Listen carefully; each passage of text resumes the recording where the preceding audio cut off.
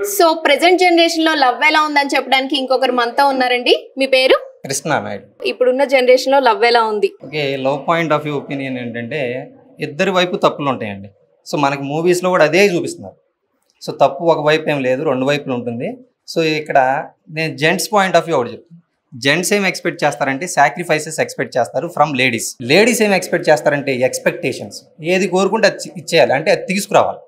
So ఆ expectations వలన మాత్రమే లవ్ అనేది ఎక్కువ శాతం ఫెయిల్ అవుతుంది. ఎక్స్పెక్టేషన్స్ ఓవర్కమ్ చేయడం అనేది అసలు, అంటే ఆ ఎక్స్పెక్టేషన్స్ అన్నిటిని ఫుల్ఫిల్ చేయడం అనేది ఏజెంట్స్ వల్ల కాదు. కాకపోతే సాక్రిఫైస్ చేయాలి అనుకోవడం కూడా ఒక ఎక్స్పెక్టేషన్. అంతే, కరెక్టే పాయింటే. కానీ ఆ సాక్రిఫైసెస్ ఎప్పుడు కుదురుతాయి అంటే అది మొత్తం ఫుల్ లవ్. అంటే ఏంటంటే మ్యారేజ్ దాకా కూడా వెళ్తే మ్యారేజ్ తర్వాత మాత్రమే సాక్రిఫైసెస్ లేడీస్ చేయగలరు. బిఫోర్ మ్యారేజ్ సాక్రిఫైసెస్ చేయగలరని మీరు అలా పెట్టేసుకున్నారు ఒక రూల్. సరే, నాకు తెలిసినంతలో అయితే అంతే. ఎందుకంటే సాక్రిఫైసెస్ అనేది ఆఫ్టర్ మ్యారేజ్ మాత్రమే లేడీస్ చేస్తారు జనరల్ గా. బిఫోర్ మ్యారేజ్ అయితే మాత్రం సాక్రిఫైసెస్ చేయడానికి అంటే ఒక కండిషన్ అనేది అసలు జెంట్స్ పెట్టరండి. స్టార్టింగ్ లవ్ లో ఉన్న వాళ్ళు ఎవరు కండిషన్స్ అనేవి జెంట్స్ అయితే ఇవ్వరు. కానీ లేడీస్ మాత్రం డెఫినెట్ గా ఎక్స్పెక్టేషన్స్ ఉంటాయి. అంటే ఫర్ ఎగ్జాంపుల్ బయటకు వెళ్ళిన తర్వాత జెంట్స్ అనేవాళ్ళు పొరపాటున తనకన్నా అందంగా, అంటే లవర్ కన్నా అందంగా ఉన్న అమ్మాయి కనపడింది అనుకోండి, జనరల్గా జెంట్ అనేవాడికి ఎవరికైనా సరే హ్యూమన్ సైకాలజీ ప్రకారం కళ్ళు అడ్డుపోతాయి. ఎందుకు పోతాయి అంటే మరి అలా డిపెండ్స్ ఆన్ అక్కడ ఉన్నటువంటి ఆ అలంకారం చూసి కావచ్చు, లేకపోతే ఆ పర్సనాలిటీని చూసి కావచ్చు, వెళ్ళిపోతా ఉంటాం. సో అలా వెళ్ళిన ప్రతిదాన్ని దాన్ని కనుక పొరపాటున నీ పక్కన ఉన్న నీ గర్ల్ ఫ్రెండ్ కనుక పొరపాటు నోటీస్ చేసిందని అది పెద్ద గొడవ. ఎందుకని అంటారు? అది రైట్ కాదు కదా. అక్కడ లేడీస్ ఎందుకు మెయిన్గా అసలు ఎందుకు రెడీ అవుతున్నారు? సో మీ గర్ల్ ఫ్రెండ్ ఉందా? గర్ల్ ఫ్రెండ్ కాదు, వైఫ్ ఉంది. ఓకే, సో గర్ల్ ఫ్రెండ్ కాదు, మ్యారీడ్ అన్నమాట. సో అలాగే అమ్మాయి ఎవరైనా చూస్తే మీరు యాక్సెప్ట్ చేస్తారా?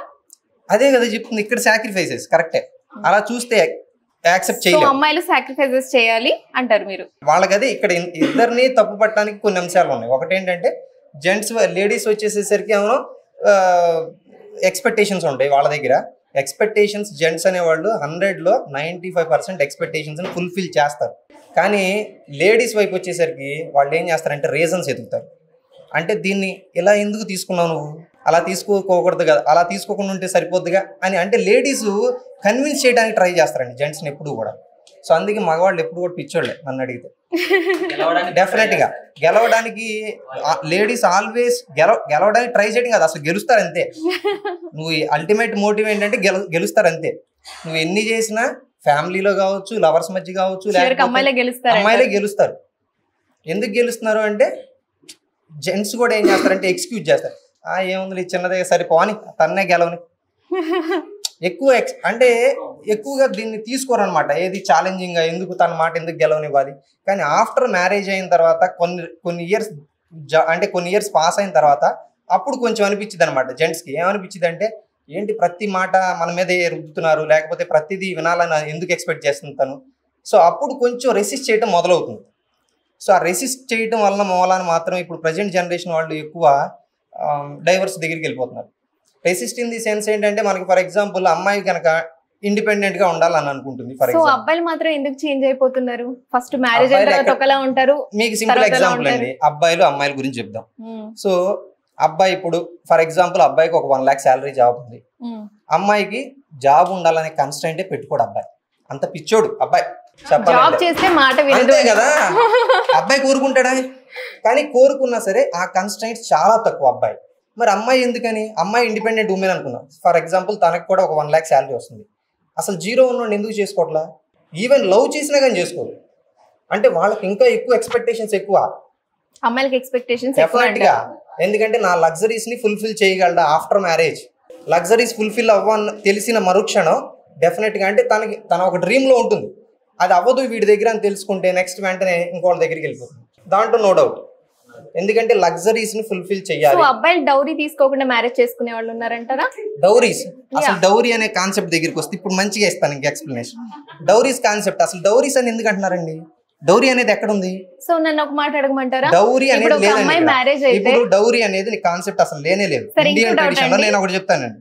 ఇప్పుడు ఒక ఫ్యామిలీకి ఫర్ ఎగ్జాంపుల్ ఒక ఫాదర్ కి ఒక 4 acres లేకపోతే ఒక 10 acres ఎంతో కొంత ఉంది, అసెట్స్ ఉన్నాయి. ఆ అసెట్స్ ని ఇద్దరు షేర్ చేసుకుంటున్నారు. ఆ షేర్ చేసుకునే ప్రాసెస్ లో అమ్మాయి అనేది కొంచెం ముందు తీసుకుంటుంది అంతే, షేరింగ్. అంతకు మించి డౌరీ ఏంటి దీంట్లో? అందరూ అప్పుడే ఎందుకు ఇవ్వాలండి? వాళ్ళ పేరెంట్స్ కి ఇష్టమైనప్పుడు ఇస్తారు కదా, ముందే ఇవ్వాలని రూల్ పేరెంట్ కి ఇష్టమైనప్పుడు ఇస్తే పొరపాటున అంటే అబ్బాయి లాగే గనక కొంచెం ల్యాక్ చేస్తే ఏం జరుగుద్ది అంటే అబ్బాయికి ఒక ఇన్సెక్యూరిటీ ఫీలింగ్ వస్తుంది. అసలు వీళ్ళు ఇస్తారంటావా? అబ్బాయి అంటే కన్ఫామ్ గా కోర్టుకి వెళ్ళినా లేకపోతే ఇంకో దానికి వెళ్ళినా సరే ఆ తల్లిదండ్రులు అసలు అబ్బాయికి రావాలని చెప్పి అమ్మాయి కూడా అదే భయం ఉంటది కదా, జాబ్ చేసి మరి వీళ్ళు ఇస్తారంటారా అనే భయం ఉన్నప్పుడు అమ్మాయికి కూడా వీడు అసలు పోషించగలడా అనే భయం ఉంటది కదా. మరి అది లేనప్పుడు ముందే లవ్ కి ఎలా కమిట్ అవుతున్నారు? లవ్ అంటే అంతే కదా. ఇప్పుడు for example love age difference చూసుకోరు కదా, మరి చూసుకొని చేయాలి కదా. అలాంటప్పుడు అంటే నాకన్నా ఒక 4 ఏళ్ళు పెద్ద ఉన్నా అంటే ఆల్రెడీ జాబ్ చేసే పర్సన్ లవ్ చేస్తే బెస్ట్ కదా అని అనుకోవాలి కదా. మరి ఎందుకు అనుకోవట్లే అమ్మాయిలు? కామన్ అంటే ఇద్దరు సేమ్ క్లాస్మేట్స్ లేకపోతే ఎక్కడో చోట మీటింగ్ ఉంటుంది, లేకపోతే ఆ మీటింగ్ లో కలుస్తున్నారు, మాట్లాడుకుంటున్నారు, బాగానే ఉంది. సో మాట్లాడుకున్న తర్వాత ఆ రిలేషన్షిప్ ని గ్రో చేస్తున్నాం. సో గ్రో చేసిన తర్వాత మరి దానికి కమిట్ అయి ఉండాలిగా. అది ఇద్దరు వైపు పర్సెంటేజ్ తెలుసా? స్టాటిక్స్ తెలుసా? లవ్ అంటే లవ్ చేసిన వాళ్ళు ఎంతమంది మ్యారేజ్ చేసుకుంటారు? కేవలం 5%.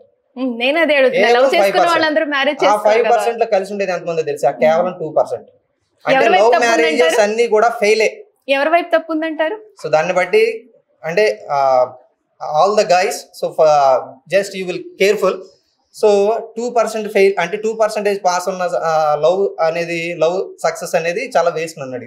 ఎందుకంటే ముందే ఇక్కడ లవ్ చేయడం వల్ల ఇంకో డ్రాబ్యాక్ ఏంటంటే ఒక పర్టికులర్ పర్సన్ గురించి ముందుగానే అన్ని అంటే వాడి టోటల్ దాన్ని ఏమనాలి అంటే ఇతను ఎలా రియాక్ట్ అవుతాడు దీనికి అనేది మొత్తం కూడా ముందే తెలిసేసుకుంటున్నారు. సో ఇలా తెలుసుకోవడం వలన వాళ్ళు తెలుసుకోవడానికి కొత్త అంశమే ఉండదు ఒక ట్రావెలింగ్ జరిగిన తర్వాత. సో అప్పుడు బోర్ కొట్టేస్తాడు మనిషి. సో అది అంటే అమ్మాయిల వైపు నుంచి అది ఎక్కువ జరిగింది. అబ్బాయిలు ఎక్కువ శాతం మోసపోవడానికి రెడీగా ఉంటారులే కానీ అబ్బాయిలు మోసం చేసే వాళ్ళు ఉండరని నేను అన్నా. అబ్బాయిలు కూడా ఉంటారు. ఫైనల్ గా మీరు చెప్పేదాన్ని బట్టి ఇక్కడ ఏమొస్తుందంటే ఎక్స్పెక్టేషన్స్, అది అబ్బాయిలైనా అమ్మాయిలైనా సరే ఇద్దరు ఎక్స్పెక్టేషన్స్ వల్ల బ్రేకప్ అవడం కానీ లేదంటే రిలేషన్ అనేది బ్రేక్ అవుతుంది. సో ప్రెసెంట్ ఉన్న జనరేషన్ లో అయితే ఎక్స్పెక్టేషన్స్ ఎక్కువ ఉన్నాయి. ఎక్స్పెక్టేషన్స్ అనేది ఎక్కువ ఉన్నాయి. ఏ కొంచెం సాటిస్ఫై చేయలేకపోయినా అంటే ఆ పలాంది కొనమన్నారు ఫర్ ఎగ్జాంపుల్, దాన్ని తీసుకురాలేదనుకో, నువ్వు ఇంతే ఎప్పుడు చెయ్యు, చెప్పింది డైరెక్ట్ గా చెయ్యు. ఒకవేళ చేసినా ఎప్పుడో చేస్తావు అంటే దీనికి నేను ఫీల్ అవుతాను కాబట్టి చేస్తాను. ఒకవేళ చేసామనుకో మళ్ళీ ఇంకో రీజన్ ఇక్కడ ఇంకోటి వస్తుంది. చేసామనుకోండి ఫర్ ఎగ్జాంపుల్ చెప్పారు, సరే చెప్పారు లేదా మన లవర్ చెప్పారని చేసామనుకోండి, చెప్పినా కానీ లేడీస్ నుంచి ఒక నెగిటివ్ ఎదుగుతారు. ఏంటో తెలుసా? చేసేవాళ్ళు ఇది ఒక్కటే, ఇంతకు ముందు ఏమైనా చేసావే ఏంటి? సో కంప్లీట్ గా మీరు మీ ఎక్స్పీరియన్సెస్ చెప్తున్నట్టున్నారు ఇక్కడ. నిజమే కదా ఇది. సో మీరు ఇంటికి వెళ్ళాలి, గుర్తుపెట్టుకోండి. ఓకేనా? సో కాబట్టి రెండు వైపుల నుంచి మిస్టేక్స్ ఉంటున్నాయి, కానీ దాన్ని ఓవర్కమ్ చేసి మరి మనం గెలవాలి అంటే డెఫినెట్ గా ఇద్దరు వాళ్ళ ఫెయిల్యూర్ అంటే వాళ్ళ తప్పుల్ని యాక్సెప్ట్ చేయగలగాలి. అంతేగాని యాక్సెప్ట్ చేయకుండా మీరు ఫెయిల్యూర్స్ అంటే వాళ్ళ మిస్టేక్స్ని యాక్సెప్ట్ చేయకుండా నువ్వు ఇలా లేవు లేకపోతే నువ్వు ఇలా ఉండట్లేదు అని చెప్పి కనుక ముందుకు తీసుకెళ్తే రిలేషన్షిప్ డెఫినెట్గా బ్రేక్ అయింది.